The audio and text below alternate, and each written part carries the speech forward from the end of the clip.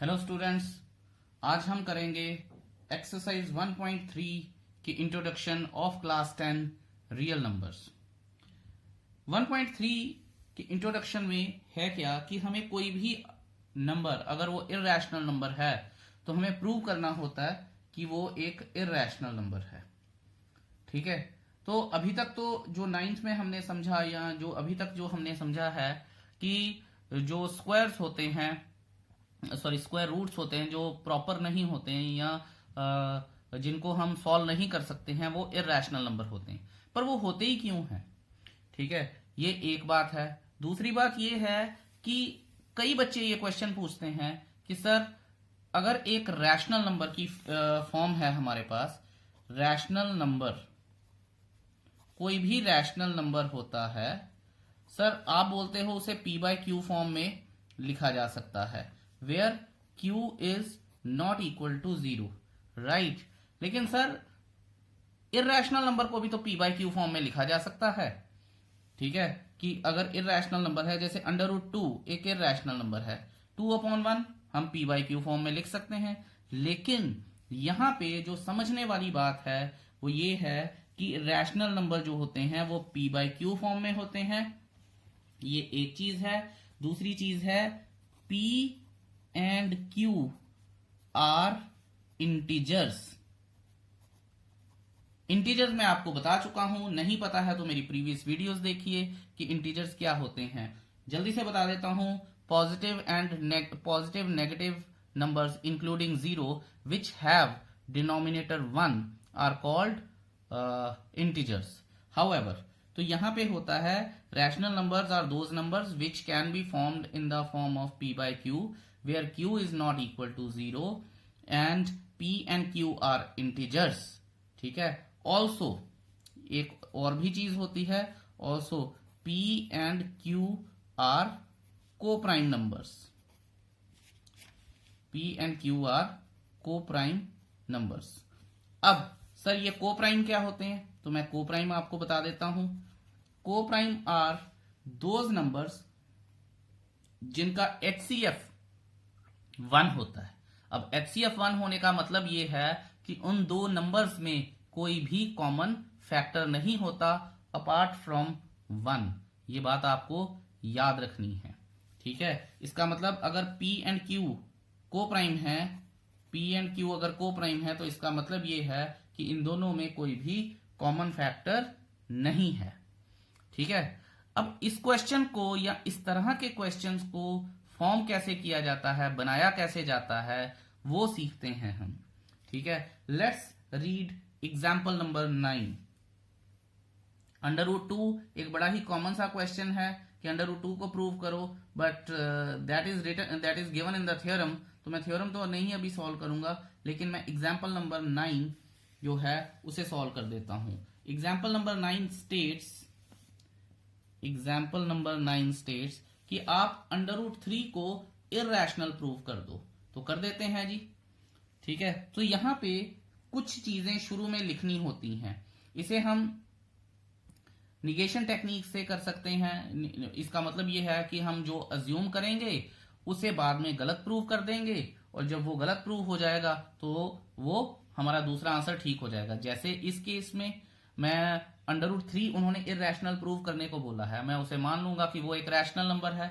जब rational number नहीं आएगा तो वो फिर क्या बन जाएगा? वो इर्रेशनल ही तो बन जाएगा। ठीक है, तो यहां पे लिखते हैं let under root 3 is a rational number in the form of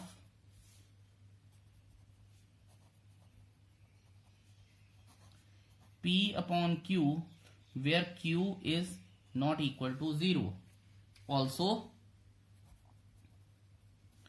P and Q are co-prime numbers.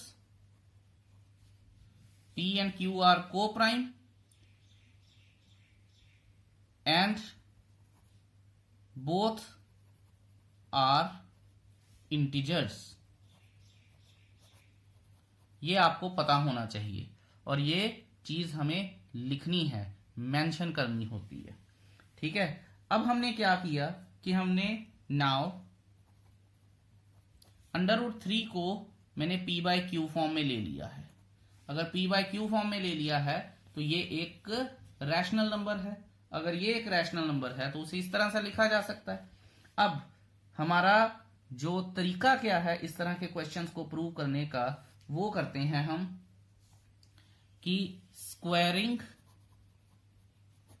On both sides.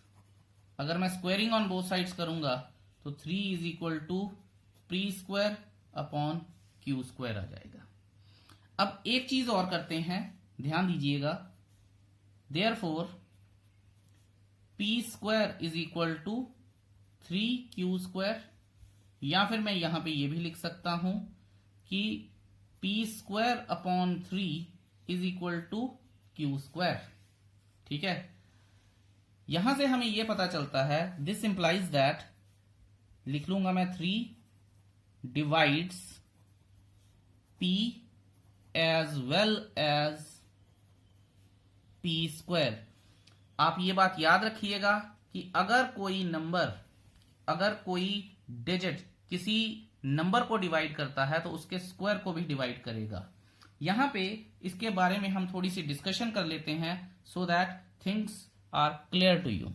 तो डिस्कशन करने के लिए मैं एक रफ शीट यूज करूंगा। मान लेते हैं हम, ये रफ शीट है, मान लेते हैं हम कि हमारे पास कोई नंबर है, लेट्स से 36, ये 6 का स्क्वायर है। तो अकॉर्डिंग टू आवर डेफिनेशन, अगर 3 36 को डिवाइड करेगा तो उसे 6 को भी डिवाइड करना पड़ेगा। 36 divided by 3, it means if 36 is divided by 3, 12 आ रहा है, इट शुड डिवाइड 6 ऑल्सो, क्योंकि 6 का स्क्वायर ही तो 36 होता है। तो ये देखिए, दोनों नंबर्स को 3 ने डिवाइड किया है। तो यहां से हमें यह पता चलता है कि अगर कोई एक नंबर जो किसी और नंबर को डिवाइड करेगा तो वो नंबर जो है उसके स्क्वायर को भी डिवाइड करेगा। इसीलिए मैंने यहां लिखा है कि 3 divides p as well as p²। तो ये एक चीज हमारे पास क्लियर हो गई है। अब जो स्टेप मैं बता रहा हूं वो बड़ा इंपॉर्टेंट है और आपको ध्यान देना है। 3 इसके नीचे है। Now again let p² is equal to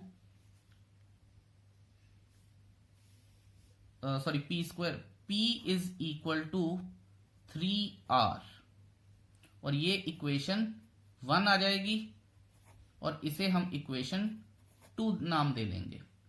तो p is equal to 3r। अब मैं यहां लिखूंगा सब्सटीट्यूटिंग p इन इक्वेशन 1। अगर मैं सब्सटीट्यूट कर दूंगा p को 1 में तो हमारे पास क्या आएगा, 3r का whole square is equal to q², और इसके नीचे आ जाएगा 3। तो ये बन जाएगा हमारे पास, it implies to 9r² upon 3 is equal to q²। ये और ये कट गया। यहां पे अब हमारे पास आएगा 3r² is equal to q², और यहां मैं 3 ना लिख के यहां पे लिख रहा हूं। तो ये मेरे पास हो गया। तो आप देखिएगा कि इक्वेशन 1 ये चीज है, इक्वेशन 2 ये चीज है, और यहां पे मेरे पास आ गया है r² is equal to q² upon 3। अब चलते हैं हम नेक्स्ट पेज पे और लिखेंगे हम, this implies that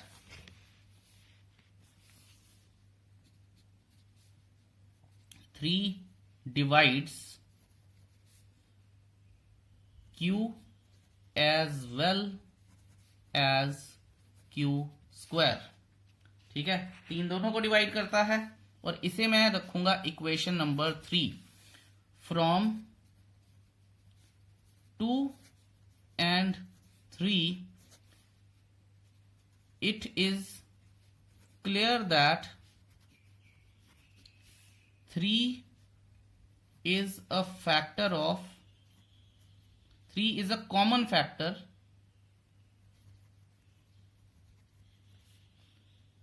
of p and q,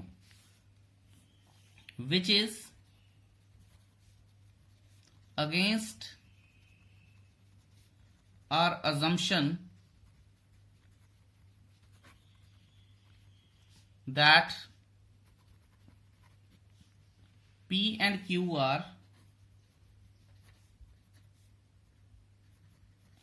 co-prime.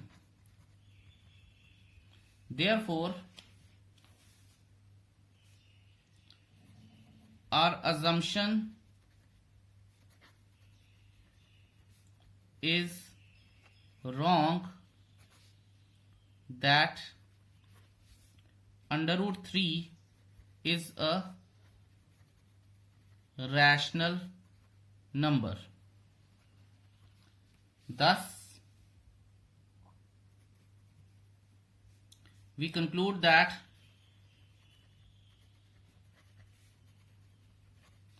under root frame का भूल गया. Thus we conclude that under root 3 is an irrational number. ये लो जी, हो गया हमारा ये क्वेश्चन. आपको ये पूरी तरह से समझ आना चाहिए. जब तक नहीं समझ में आएगा बार बार पीछे जाते जाइए, वीडियो को पॉज कीजिए, देखिए. फिर भी नहीं कुछ समझ में आता है मुझसे जरूर पूछिए, ठीक है. और इसके ये बहुत ज्यादा इंपॉर्टेंट क्वेश्चन है. इसके ऊपर जितने भी क्वेश्चन बनेंगे अभी हम करेंगे, और जितने भी इसके एक्स्ट्रा और हायर लेवल के क्वेश्चन होंगे वो वर्कशीट में आ जाएंगे. Thank you so much. अब हम करते हैं एग्जाम्पल नंबर 10. चलिए अब हम करते हैं example number 10. Show that 5 minus under root 3 is irrational. बच्चों एक बात इसमें ध्यान से आपने देखनी है कि 5 माइनस अंडर रूट 3 जो है उसे इर्रेशनल प्रूव करना है. इतना तो अब तक आपको पता चल ही गया होगा कि 5 is a rational and under root 3 is an irrational. और अगर हम 9th क्लास में भी पढ़ के आए हैं, और अगर हम देखें कि एक रैशनल और इर्रेशनल नंबर का जो डिफरेंस है वो हमेशा इर्रेशनल होता है, पर मुझे प्रूव करना है. देखिए अब ये क्वेश्चन 2 मार्क कैटेगरी में भी आ सकता है, 3 में भी आ सकता है, 4 में भी आ सकता है. अगर ये 3 या 4 में आएगा तो आपको अंडर रूट 3 को इर्रेशनल प्रूव करना है जैसे हमने ऊपर किया था. अगर ये 2 मार्क्स कैटेगरी में आता है तो आपको ये अज्यूम करके चलना है कि अंडर रूट 3 एक इर्रेशनल नंबर है. और 5 माइनस अंडर रूट 3 कैसे इर्रेशनल होगा वो हम देख लेते हैं, ठीक है. सो अब यहां पे लिखते हैं 5 माइनस अंडर रूट 3. यहां लिखते हैं हम let 5 minus under root 3 is a rational number. ठीक है, ये स्टेप कॉमन रहता है in the form of P by Q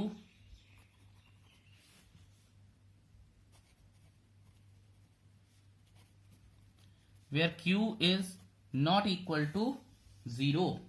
ठीक है, बाकी को प्राइम वगैरह हैं वो लिखने की इस तरह के क्वेश्चन में जरूरत नहीं होती है. ठीक है, अगर आप लिखना भी चाहते हैं तो लिख लीजिए, कोई दिक्कत नहीं है. ठीक है, अगर आप कहते हैं कि नहीं सर हमें लिखना ही है तो मैं लिख देता हूं where P and Q are integers as well as co-prime.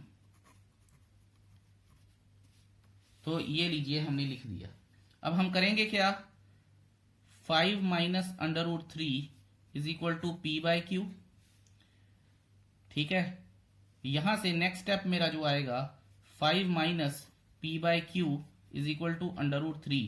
ये अंडर रूट 3 इधर चला गया, माइनस का था प्लस हो गया, ये पूरा प्लस का था इधर आके इधर आ गया. अब देखिए अगर तो 2 मार्क का क्वेश्चन है तो यहां पे हम लिख देंगे, अगर तो 3 या 4 मार्क्स का है तो फिर अंडर रूट 3 को उसी तरह से आपको दोबारा से पूरा का पूरा जो हम एग्जाम्पल नंबर 9 करके आए हैं पूरी दोबारा करनी पड़ेगी. ठीक है, वो मैं इसलिए नहीं कर रहा क्योंकि मैं करके आ चुका हूं. अब यहाँ पे अगर मान लीजिए ये 2 मार्क्स का क्वेश्चन है तो हम ये लिख सकते हैं कि इसको आगे लिख के, वैसे तो rational minus rational is always rational and this is irrational, they can't be equal. पर अगर आपको ज्यादा ही आगे लेके जाना है तो आप ये लिख सकते हैं. ठीक है, और हमने ऊपर बताया है कि q is not equal to 0, so this whole number becomes a rational number. यहां फिर हम लिख देंगे कि वी नो दैट, या तो हम √3 को इरेशनल प्रूव करके आए हैं या फिर प्रूव कर देंगे, दोनों में से एक ही केस होगा। तो उसके बाद हम लिखेंगे, this is the end of the question, we know that √3 is an irrational number and since p and q are integers, therefore 5q minus p upon q is a rational number। ठीक है, therefore rational and irrational can't be equal,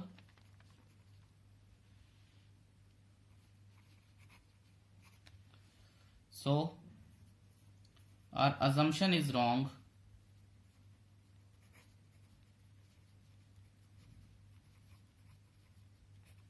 and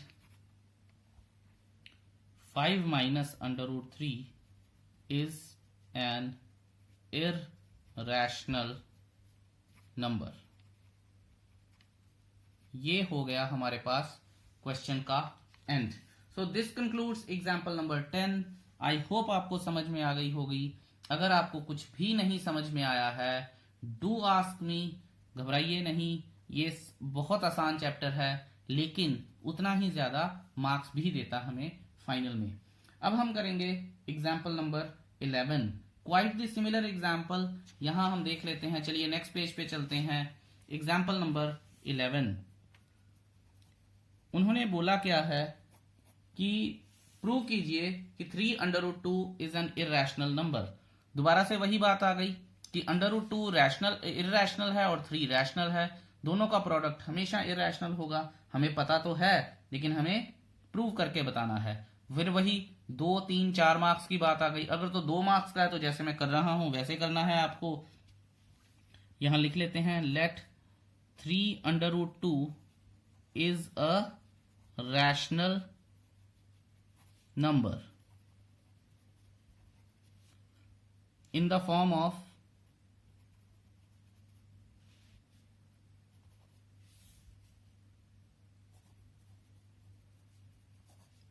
p by q, where q is not equal to 0। फिर लिख ही देते हैं, where p and q are integers as well as coprime. ठीक है, मैं दोबारा बोल रहा हूं, ये लिखना इस तरह के क्वेश्चन में जरूरी नहीं है। मैं इसलिए लिखता हूं, फिर वो याद ही रहता है बच्चों को कि हर बार ही लिख देते हैं। तो नहीं लिखना, गलत हो जाएगा। लिखेंगे तो गलत नहीं है। तो अब हम लिख देते हैं 3√2 is equal to p by q. यहां पे मैं लिखूंगा √2 is equal to p by q into 1/3। तो यहां से ये पता चलता है हमें, ये रैशनल है, ये इररैशनल है, तो they both can't be equal. ठीक है, तो ये मैं लिख देता हूं कि we know that √2 is an irrational number. ठीक है, विच is not equal to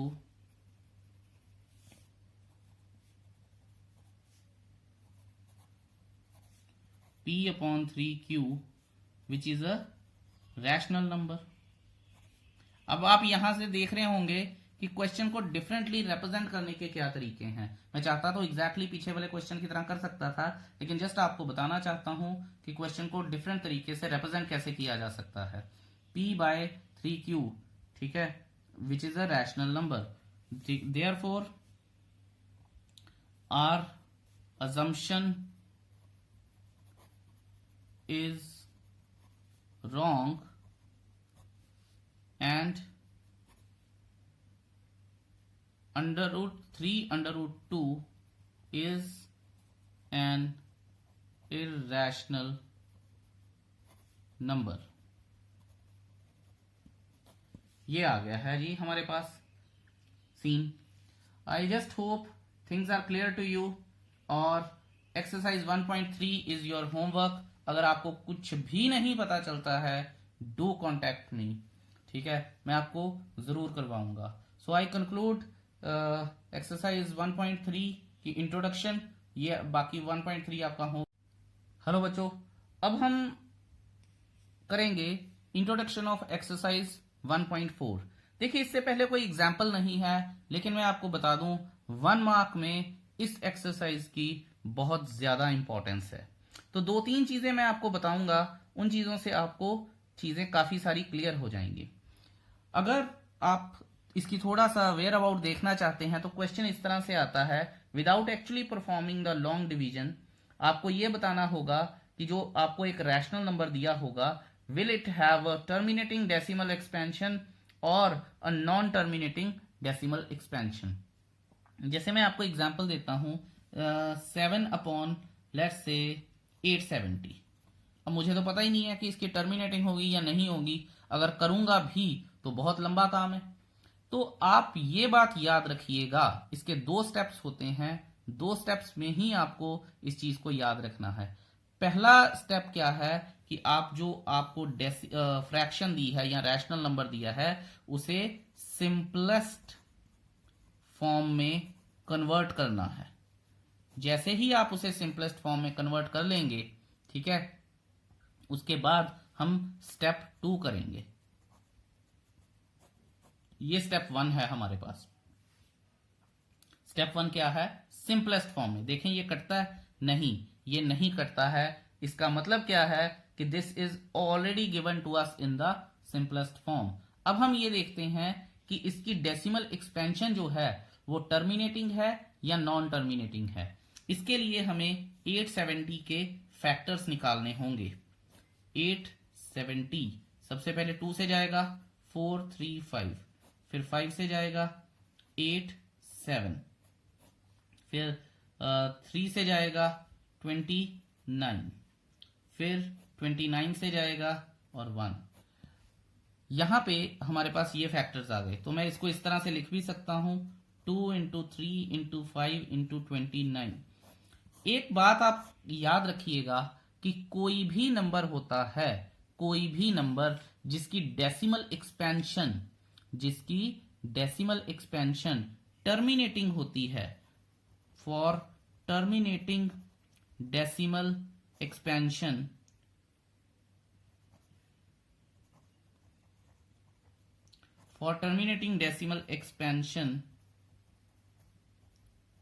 the denominator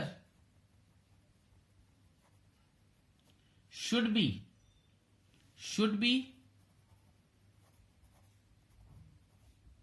in 2 की पावर m into 5 की पावर n की फॉर्म में. ठीक है, where m and n are whole numbers. समझ गए आप ये बात?